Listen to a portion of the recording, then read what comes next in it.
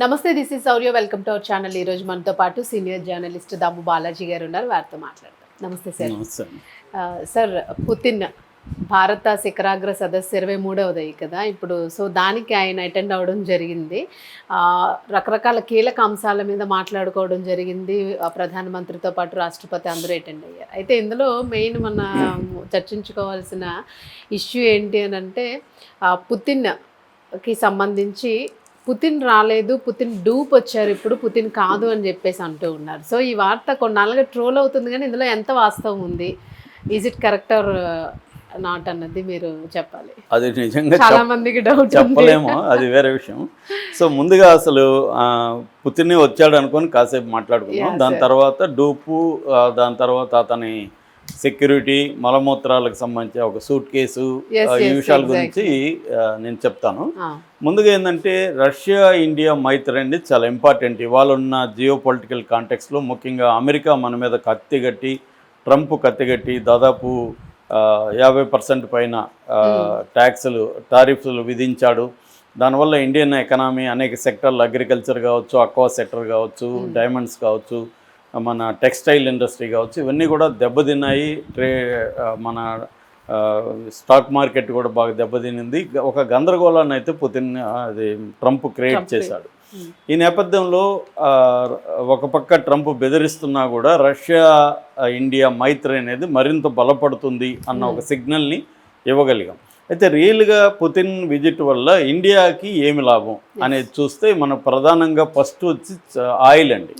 మన అవసరాల్లో ఆయిల్కి సంబంధించి 85% మనం దిగుమతి చేసుకోవాలి. అందుకని మనకి ఫారిన్ కరెన్సీ ఎక్స్చేంజ్ ఏదైతే ఉందో నిల్వలు, అది ఎక్కువ భాగం దీనికే ఖర్చు పెట్టేయాల్సిన పరిస్థితి మనకు ఉంది.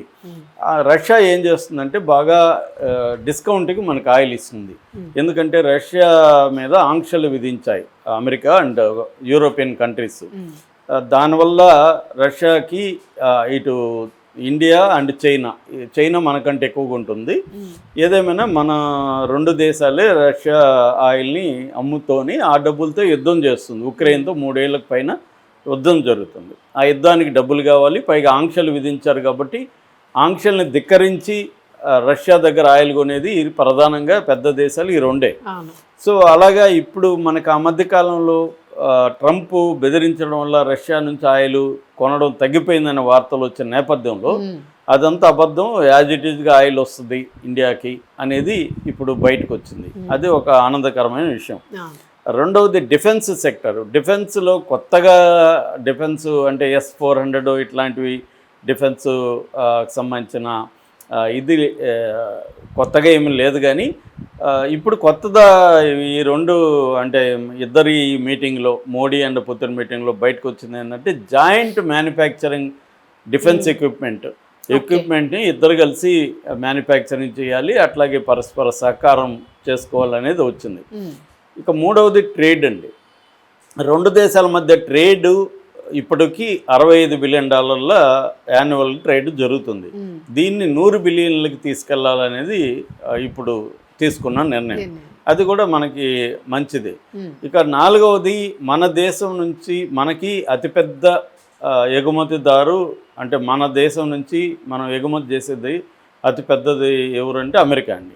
ఇప్పుడు అమెరికా ఆంక్షలు విధించడం వల్ల మనకి ఇబ్బంది అయింది. దీనివల్ల ఏమైందంటే కొంత ఎగుమతుల్ని రష్యా తీసుకుంటానని చెప్పింది. ముఖ్యంగా agriculture exports and maritime exports, ఈ రెండు కూడా అమెరికా వల్ల ఎఫెక్ట్ అయినాయి.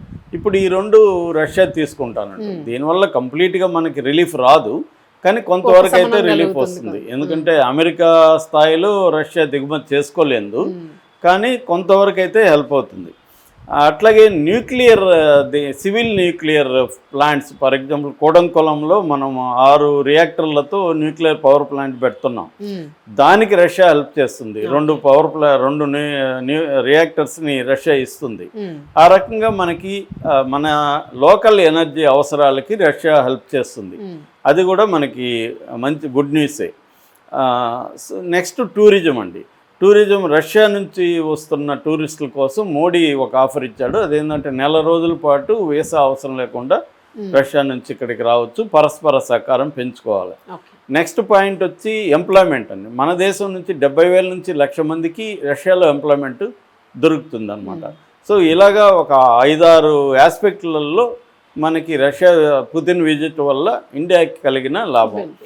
రెండవది ఏంటంటే మన ఇందాక చెప్పినట్టుగా ట్రంప్కి ఒక సిగ్నల్, అంటే నువ్వు మమ్మల్ని బెదిరిస్తే మేము నీ కాళ్ళ బేరానికి రాము, మాకున్న ఆల్టర్నేటివ్స్ మేము ఎక్స్ప్లోర్ చేస్తాం, అట్ ద సేమ్ టైం నీతో మాకేం గొడవ అవసరం లేదు, నీతో కూడా మేము చర్చలు జరుపుతాము, మాకు ఎవరితో కూడా గొడవ అవసరం లేదు, అందరూ కావాలి మాకు అన్న ఒక సిగ్నల్ని కూడా, అందరూ కావాలంటే అర్థం ఏంటి, నేనేదో నీ టర్మ్స్లోకి నేను వచ్చేసి నీకు సరెండర్ అవ్వను అన్న ఒక సిగ్నల్ కూడా మోడీ ప్రభుత్వం ఈ మీటింగ్ ద్వారా తెలియజేసినట్టుగా కూడా మనకు అర్థమవుతుంది. ఇది ఇప్పుడు చాలామంది ఇంటర్నేషనల్ ఎక్స్పర్ట్లు చెబుతున్నది ఏంటంటే ట్రంప్ రగిలిపోతున్నాడు దీనివల్ల, ఎందుకంటే పుతిన్ ఇలా రావడం, దీన్ని పెద్ద ఎత్తున మీడియా ప్రచారం చేయడం, మోడీ ప్రోటోకాల్ కూడా పక్కన పెట్టి పుతిన్ ఆహ్వానించడం, ఇంత ఇంపార్టెన్స్ ఇవ్వడం, ఇదంతా ట్రంప్కి కాలిపోతుందండి. కాలిపోవచ్చు కానీ ట్రంప్ అయినా అతను ఇష్టం వచ్చినట్టు బిహేవ్ చేయలేడు. అసలు ఆయన డెసిషన్ తీసేసుకుని చెప్పేసేవాడు కదా సార్ మొన్నంతా ఆయిల్ అదే అతను చెప్పినవన్నీ, అతను ట్రంప్ కథ ఏంటంటే చెప్పినవన్నీ ట్రంప్ చేయలేడండి. అతను చెప్పడం వేరు, మళ్ళీ రెండో రోజు యూటర్న్ తీసుకుంటాడు. ఏదేమైనా మనం సరెండర్ కాలేదు అనేది లోకానికి తెలియజేయడం ఒకటి, దాంతోపాటు రియల్గా కూడా మనకి అనేక మేళ్ళు రష్యా వల్ల కలుగుతున్నాయి. అట్లాగే రష్యాకు కూడా మన వల్ల హెల్ప్ అవుతుంది. ఎప్పుడైనా అట్లాగే ఉంటుంది, పరస్పర ప్రయోజనాలు అనేవి ప్రధానంగా ఉంటాయి. ఆ రకంగా పుతిన్ రావడం అనేది మనకి మేలైంది. అయితే ఇప్పుడు దీని చుట్టూ మన వాళ్ళకి ఎప్పుడైనా కూడా గాసిప్లు, వేరే వేరే సైడ్ లైన్స్ ఇష్టం కాబట్టి పుతిన్కి సెక్యూరిటీ సిస్టము, తర్వాత పుతిన్ డూపులు ఉన్నారంట, అసలు వచ్చిందే పుతిన్ కాదంట, డూప్ అంట, ఇలాంటి పుకార్లు ఎక్కువ వచ్చాయి. నాకు తెలిసి పుతిన్ డూప్ అయితే వచ్చున్నాడు, పుతిన్ వచ్చుంటాడు, కానీ పుతిన్తో పాటు ఒక 3 డూపు మనుషులు కూడా వచ్చారనేది చెప్తారండి. ఇది యాక్చువల్గా ఎప్పుడు బయటకు వచ్చిందంటే 2017లో ఫ్రాన్స్కి వెళ్ళాడు పుతిన్, అప్పుడే బయటకు వచ్చింది. ఇవంతా ఇంటర్నేషనల్ మీడియా జర్నలిస్టులు చాలామంది అక్కడి నుంచి రాశారు. తర్వాత సౌదీ అరేబియా వెళ్ళాడు, అక్కడి నుంచి వచ్చాయన్నమాట. ఆ మధ్య అమెరికా కూడా వెళ్ళాడు.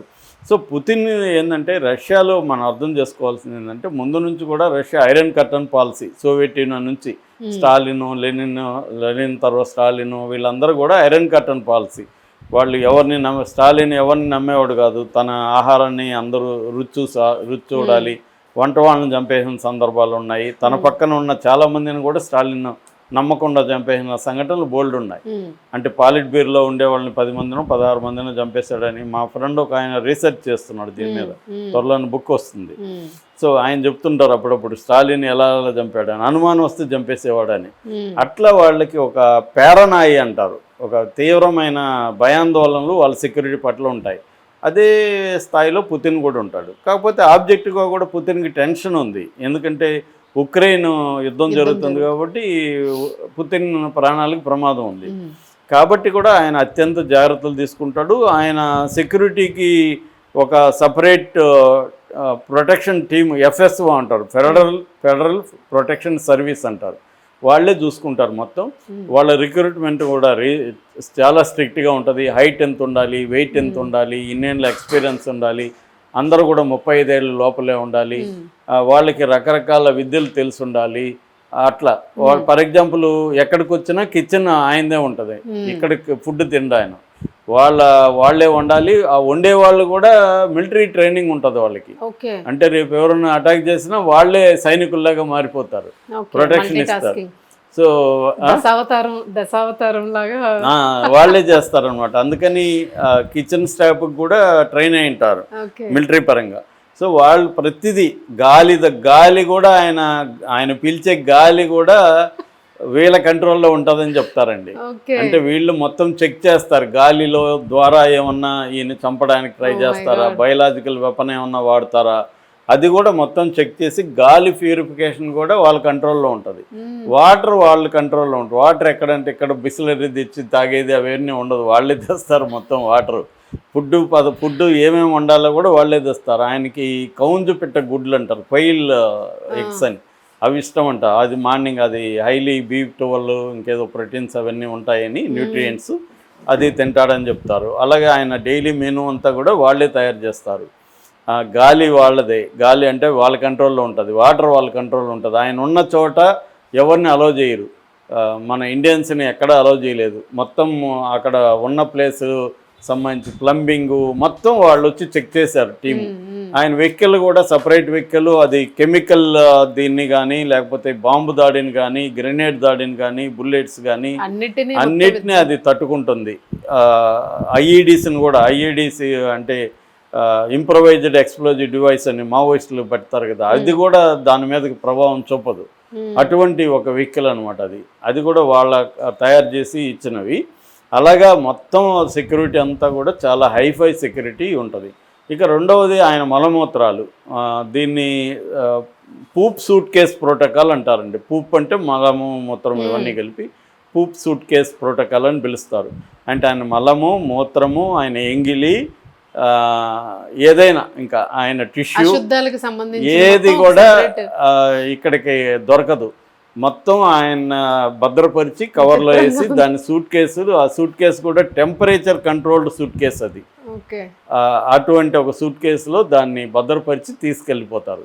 ఎందుకు ఇది చేస్తున్నారంటే, ఒకటి ఆయనకి ఏ రోగాలు ఉన్నాయో కనిపెట్టచ్చు. ఆయన మూత్రం మలం ఉంటే టెస్టులు చేస్తారనుకో, అది శత్రువులకి వెళ్తుంది కాబట్టి అది వెళ్ళకూడదు.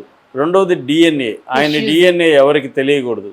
డిఎన్ఏ తెలిస్తే దాన్ని బేస్ చేసుకొని ఏమన్నా కెమికల్ వెపన్స్ తయారు చేసి ఈయన్ని చంపడానికి ట్రై చేస్తారేమో భయం. ఇదంతా కూడా సెక్యూరిటీ కోసమే, అంతేగాని వేరే కాదు. కానీ ఇంత హై సెక్యూరిటీ ఇంకెవరికి లేదండి. అదే మన వాళ్ళు అంటున్నారు, మన దేశానికి చాలా మంది వచ్చారు కానీ ఎవరు ఇంత సెక్యూరిటీ మేము చూడలేదు అని కొంతమంది ఆఫీసర్లు కామెంట్ చేస్తున్నారు. ప్రపంచంలోనే వీళ్ళిద్దరికే అండి, ఒకరు ట్రంప్ ఒకరు పుతిన్, వీళ్ళిద్దరికి ఉండే హై సెక్యూరిటీ ఎవరికి లేదు. సో అందువల్ల ఈ దీని గురించి మనవాళ్ళు కథలుగా చెప్పుకుంటున్నారు. అంటే మనవాళ్ళు ఎక్కడికి పోయినా ఇప్పుడు ఫుడ్ తీసుకుంటారు జాగ్రత్తలు, కానీ ఇంత మలమూత్రాలు లేకుండా అంత. సో ఇట్లా ఆయన వల్నరబుల్స్ తెలియకుండా ఉండి తీసుకోవడానికి ఇవన్నీ చేస్తున్నాడండి. సో దీనివల్ల కథలుగా చెప్పుకున్నారు. అట్లాగే ఆయన ముగ్గురు డూపులు కూడా ఉంటారు. ఎవరు ఏదన్నా రిస్క్ ప్లేస్లోకి వెళ్ళాలంటే డూపును పంపిస్తాడు, ఆయన వెళ్ళడు. డూప్ వెళ్ళి ఆ రిస్క్ అంటే పబ్లిక్ ప్లేస్లో తిరగాలి కాబట్టి కొన్ని చోట్ల డూపు కూడా వచ్చి ఉండొచ్చు. మన వీడియోలో కనబడేది అన్ని పుతినే కాకపోవచ్చు, అది మోడీకి కూడా తెలిసి ఉండొచ్చు. మోడీ కూడా యాక్ట్ చేసి ఉండొచ్చు పుతిన్ లాగా. ఎందుకంటే మోడీకి కూడా కాపాడాల్సిన అవసరం ఉంటుంది కదా. కాబట్టి ఇది ఎప్పటి నుంచో చాలామంది చేశారు ఈ పని, పుతిన్ కూడా డూపుల్ని. కాబట్టి కొన్ని రకాల పబ్లిక్ ప్లేసుల్లో పుతిన్ కనబడితే అది డూప్ కావచ్చు. తమ కంట్రోల్డ్ వాళ్ళ ఎఫ్ఎస్ఓ కంట్రోల్లో ఉన్నది పుతినే కావచ్చు. కాబట్టి రెండు మిక్స్ అయి ఉంటాయి. కరెక్టే సార్. అంటే మనం రాజుల్ని రాజ్యాల్ని అన్నింటినీ చూసాం కానీ ఎన్నెన్నో ఈ పుతిన్కి సంబంధించిన సెక్యూరిటీలోని too much interesting. Really great sir. Thank you sir. Okay.